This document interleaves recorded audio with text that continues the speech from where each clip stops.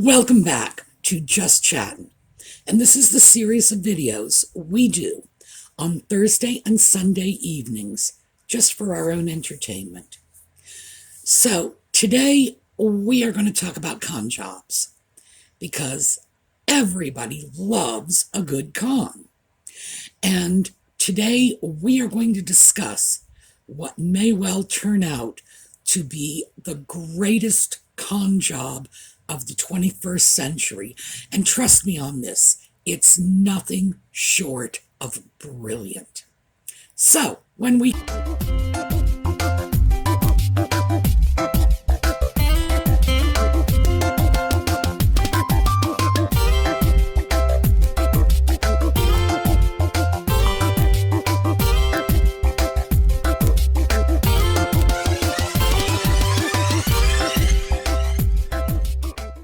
So I know you're not used to coming to this channel and hearing me tell you how brilliant Nutmeg and Ginger are, especially Ginger, who's a village idiot.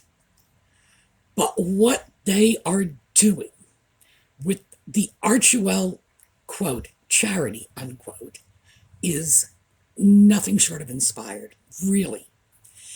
It is one of the greatest cons I have ever seen.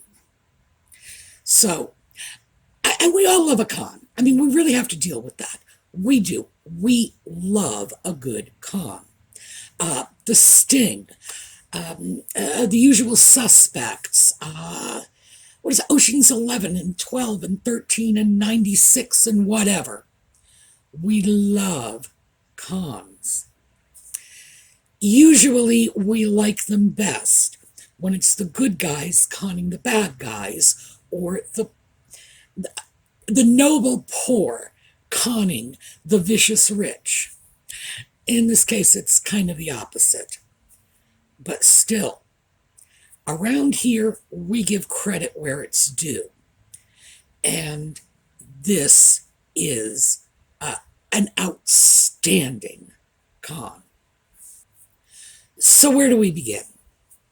Well, sharpen your pencils because I'm just going to lay out the plan for you. Take notes because, trust me, if the sock puppet village idiot could do it, anybody can.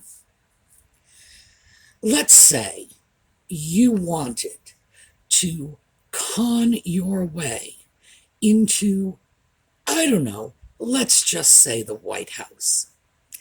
How do you start? Well, here's a good plan for you. First things first, you want to team up with responsible, respectable people like William and Catherine. So, you get together with them, you have a joint charity. Isn't that nice? The British people, and I assume other people as well, but I'm figuring mostly the British people send you lots of money. Why? Well, because William and Catherine are such responsible people, and they're good guys. You got to figure they're going to do right by you when it comes to spending your hard-earned dollars that you are giving for charitable purposes. Then you break away from your responsible partners, and you get half the money.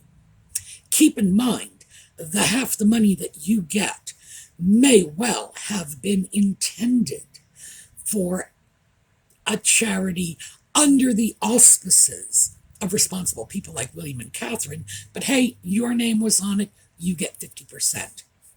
So you take that money, you trot it across the pond, and then you don't put it into an authorized charity. Lord only knows where this money has gone. There is no accounting for it once it crossed the pond. So, we're stuck speculating on this. Now, the money. Let me see. Because I did a video on this, so I should have notes somewhere. $380,000 we're talking. That was the amount of money that was delivered to Sussex Royal when Nutmeg and Ginger broke away from William and Catherine, came over to the United States. We know that about $50,000 of that went into legal fees for closing down Sussex Royal, which, in my personal opinion, is astoundingly inflated. But hey, what can I say? Presumably the lawyers actually got the money, and the government isn't going to be concerned with whether or not they grossly overcharged for their services. As long as it went to the lawyers, all the boxes are checked. So it comes over to Sussex Royal, then what? Well, we believe a good portion of it went to travelers, and I say we believe because there's no transparency here. No transparency, no accountability. We're left to guess. We know that it went over to a company that was not a nonprofit. So we can sort of guess where that went. Now, you have this money, and you have this so-called charity, and you start making charitable contributions. All right, yes, you can come over. So, what do? You give out 200 beanies to little New Zealand children, and you put your kid's name on it. Isn't that fantastic? Well, for starters, the beanies, as I had already explained in a previous video, probably cost somewhere in the range of $2,000, including embroidering your kid's name on it. And then, in addition to taking credit for this charitable contribution of 200 beanies, you have 200 adorable little Kiwi babies running around doing your advertising for you. Because the point of this scam is you don't give anything without getting something back. We have heard endlessly about the charity that Archewell is doing, right? Hundreds of diapers. Yeah, we took a look at that. That was a couple $100. In fact, because I still have my notes from that, diapers. We decided that it was $288 for 1,000 Huggies. So when I say a couple $100 worth of diapers, I've done the research. They allegedly gave hundreds of diapers, not thousands, hundreds of diapers. And remember, 1,000 are less than $300. So we know what's going on here. We're talking about very small, very minor contributions that sound big. I mean, hundreds of diapers sounds big until you do the math. Hundreds of beanies for little New Zealand children sounds big until you realize they're actually movable advertising billboards. You get credit for it. And then there were the gift cards for Starbucks. And remember, those Starbucks gift cards went to people who were working on that paid leave campaign, making it political, which you're not allowed to do. Not in the U.S. You will lose your status with the IRS if your charity is political. But hey, they're not disclosing anything anyway, so who knows? And of course, their most recent tax forms indicated they had received less than $50,000 in contributions, which I think we know is somehow out of kilter, because in addition to these high-profile but pocket change donations they made, they also made a donation to replace a roof on a Texas women's shelter. Now, just looking at that objectively, what would a roof on a women's shelter cost? And I'm going to say between $30,000 and $100,000, depending on the type of roof, the size of the building. Did they pay for the entire roof? Did they get construction companies to donate their time, etc., etc.? So low end's probably 30, high end's probably 100. Well, comes from Archewell. the same organization that files tax forms indicating less than $50,000 in contributions. Sorry, the math doesn't add up. But again, no transparency. We just got their word for it. And it continues. Go to New York. Bring 2 boxes of vegetables. That was it. 2 boxes of vegetables to an elementary school. Procter & Gamble gave the elementary school a washer and dryer, which of course Nutmeg and Ginger also took credit for. And Nutmeg touts her book, reading it to children who were clearly many years too old for this absurd toddler book. Hey, photo ops, right? That's what it's all about. And most recently, Archewell donated a scholarship, an award to the NAACP that is valued at $100,000 a year. Coincidentally, the award that they received from the NAACP is also valued at $100,000 a year. You do not have to be a rocket scientist to do the math on this. I give you $100,000, you give me $100,000, it's a wash. Nutmeg and Ginger clearly redonated the money they would be getting from the NAACP award they received back to the NAACP. Wow. No wonder the NAACP gave them an award. The award they gave them was virtually free. No money is changing hands, or if it is, it's strictly paper transactions. Here's the $100,000 from the award. Oh, okay, let me give you back this check to pay for the award we are supporting.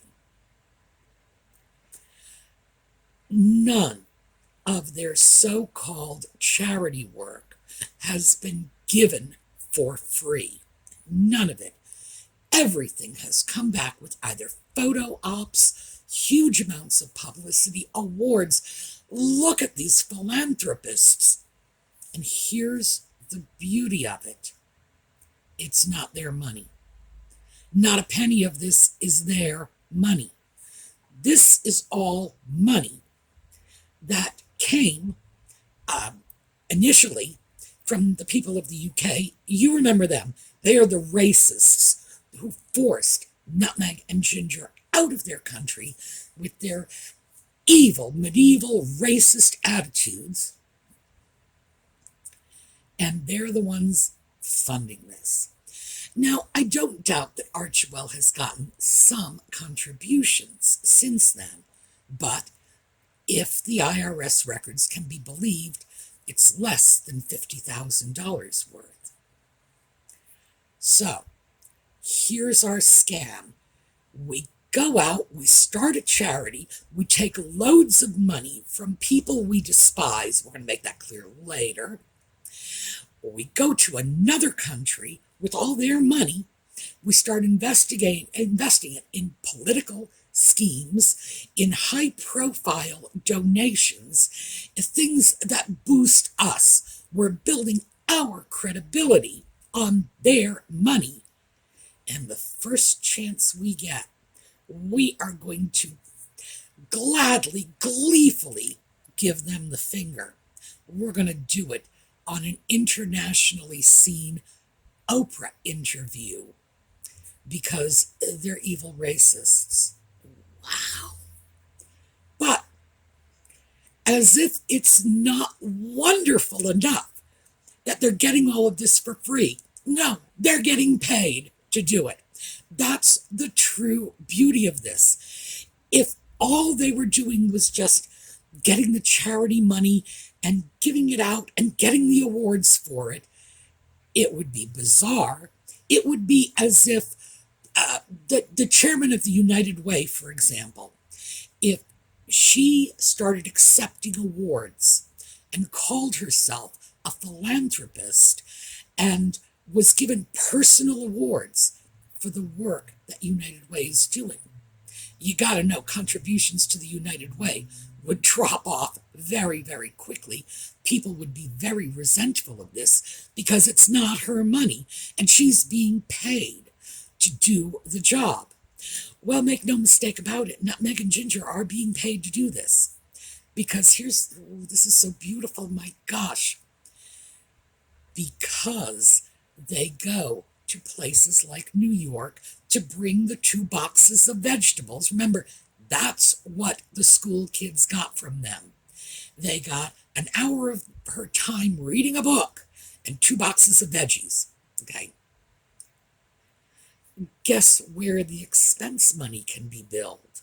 Oh yeah, to the charity.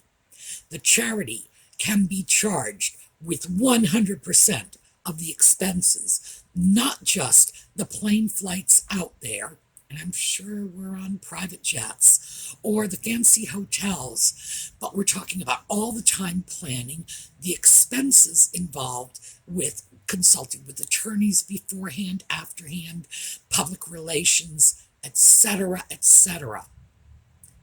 All of that gets paid for.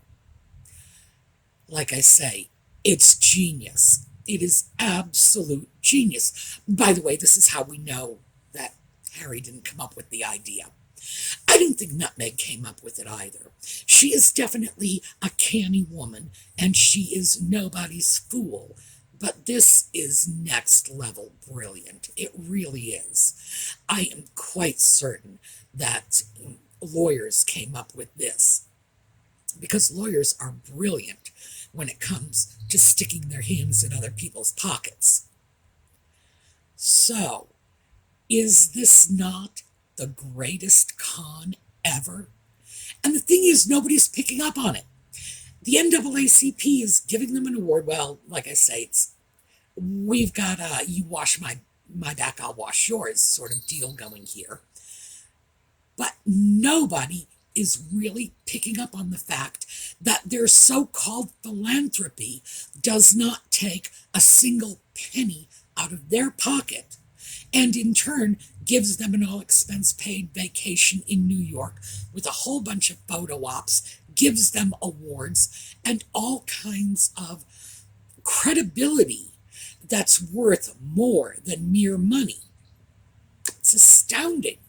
I'm in awe. I really have to say, I am absolutely in awe of this. Wow. So, what do you say we all go out and start charities? Wow. I know, we're not really going to do that because people like you, people like me, we would balk at this, taking money from middle-class people under false pretenses, going to another country, bad-mouthing our contributors. Wow. I mean, yeah, we couldn't sleep at night, but we're not them. Well, what we are doing, and by we I mean this channel, is we are going to give Nutmeg and Ginger a little lesson on how charity really works. Now, you remember that Christmas card when they said, look at all these donations we made on your behalf. No, they didn't make the donations. It was the money given to them by the donors. What we're doing here is we're making donations on your behalf. And we're donating $100 a month to a charity. This is something I've been really looking to do for a long time. And we have made 2 donations so far. The first one, and this is a belated donation for January, and I'll tell you about why that happened later. It went to a program called Adopt an Elder. And this is a program that is providing basic, and I do mean basic, total subsistence level service to elderly Native Americans on Navajo reservations. Well, primarily Navajo reservations. I think they're working with some other groups as well. When we donated the $100, what we did was we bought 200 pounds of tortilla flour. Like I say, subsistence level. This is not, nothing fancy. It's like we're not buying them new party hats or anything like that. We're providing them with flour so they can make tortillas so they don't starve to death. That's where that went.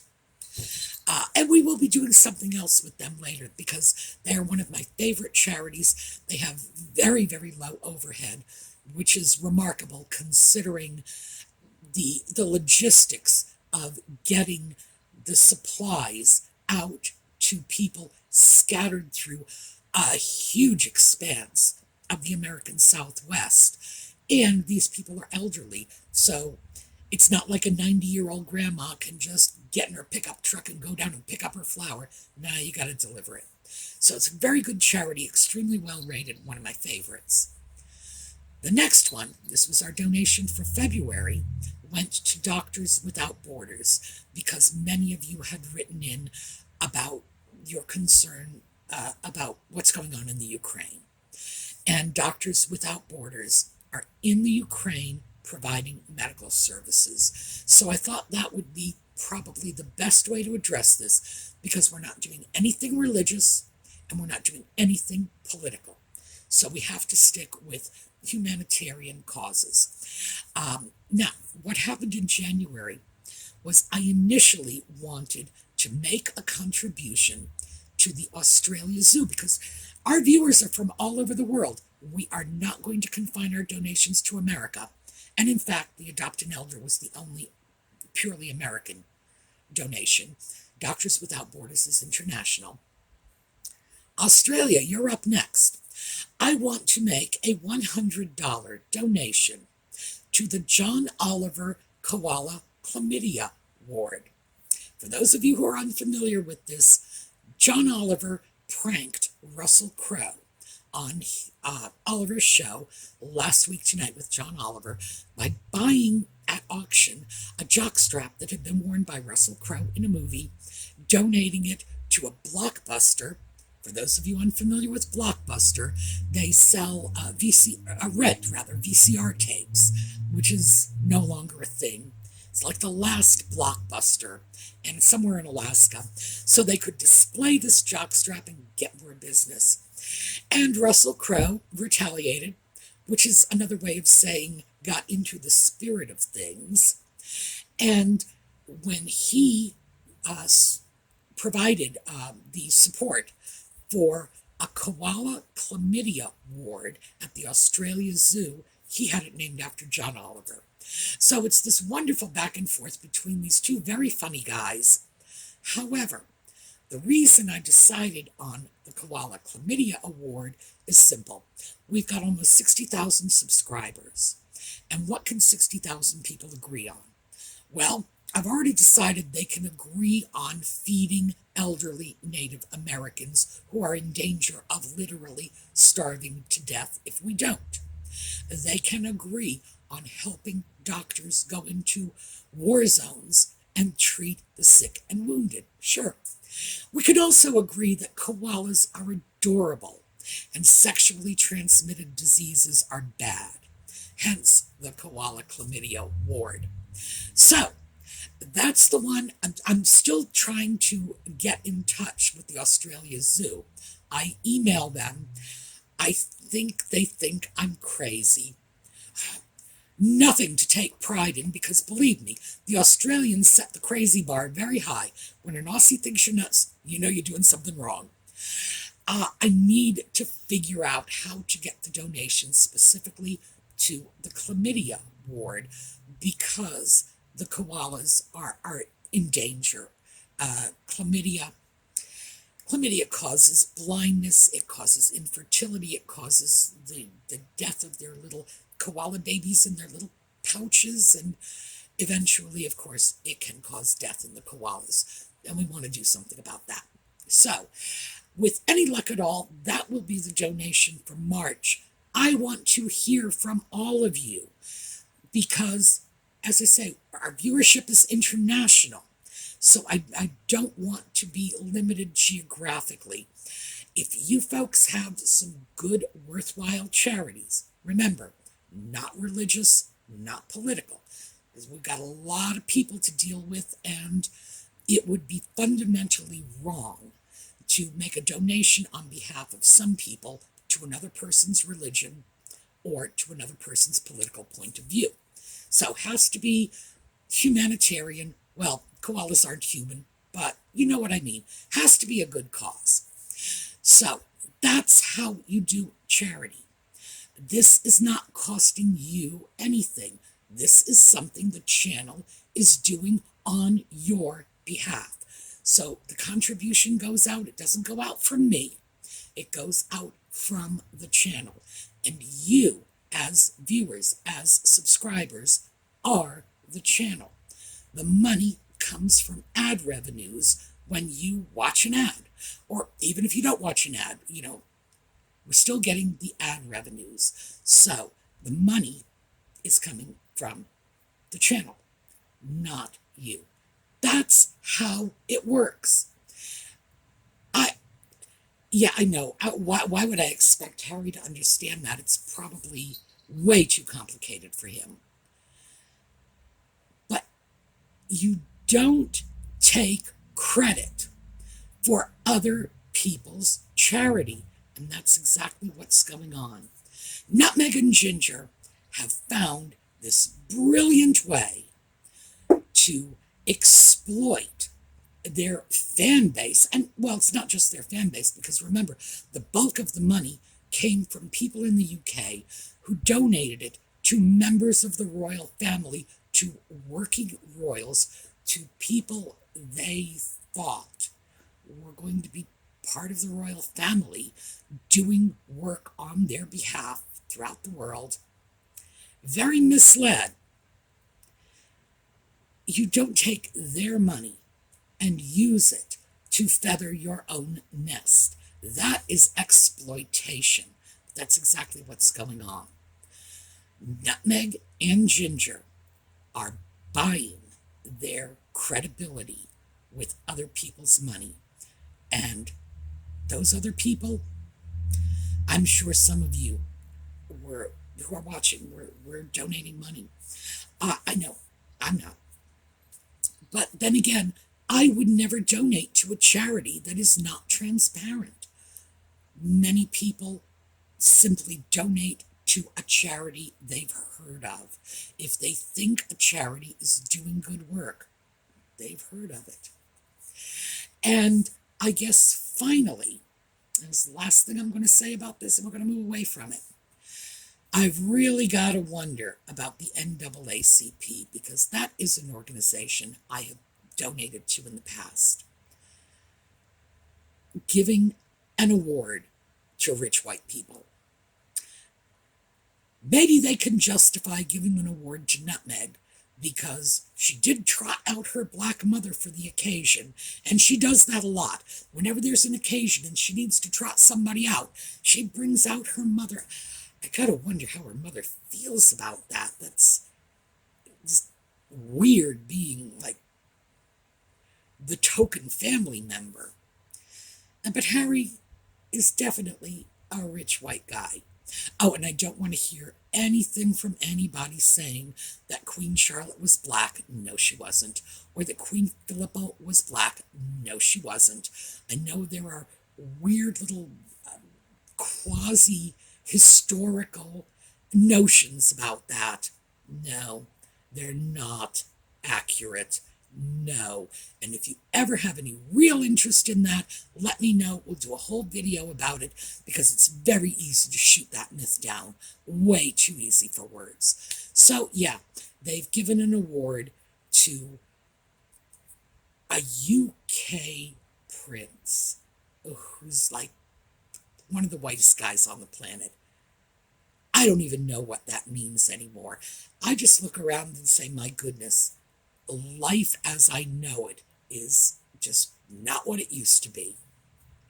All right, so I assume you all took notes. I assume we are all going to set up our own charities. Fantastic. Let's see what we can learn from this. Woo, lesson in exploiting people. Not bad. All right. If you have not already gotten over to the SueMe's Angels Facebook page, please do. Giveaways are still going on. And as I said before, it was supposed to be a holiday giveaway, but we're giving away the giveaway items until they are all gone. So, plenty more stuff. Get on over there. And we will see you over the weekend for the thrifting videos. We will see you on Sunday evening for another episode of Just Chattin'. So, meantime, have a terrific day. And remember, I would very much like to hear from you with your ideas of what charities we ought to consider. All right, take care. We will see you all next time.